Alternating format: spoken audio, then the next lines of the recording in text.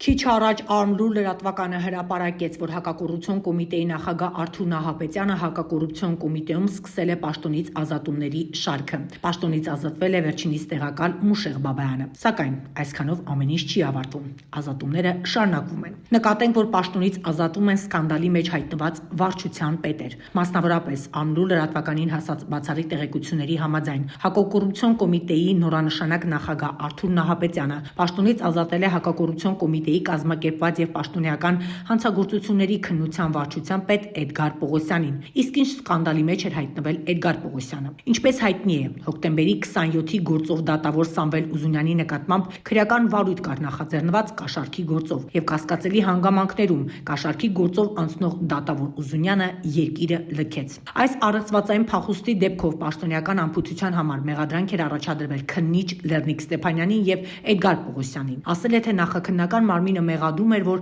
պաշտոնյաները անգործություն են դրսևորել, որ դատավոր Ուզունյանը լքել է երկիրը։ Գործը հասավ դատարան եւ Երևանի ընդհանուր իրավասության դատանի դատավոր Սամվել Ուզունյանի գործով քննիչին եւ գործը քննած դեռևս այն ժամանակ հատուկ քննչական ծառայության կոռուպցիոն կազմակերպված եւ պաշտոնեական հանցագործությունների քննության վարչության պետ Էդգար Պողոսյանին արդարացրեցին ու այս աղմկարույց դեպքից հետո վերջիններս պաշտոնավարում էին։ Սակայն նկատենք, որ Հակակոռուպցիոն կոմիտեի նախագահ Արթուր Նահապետյանը Էդգար Պողոսյանին ազատել է պաշտոնից։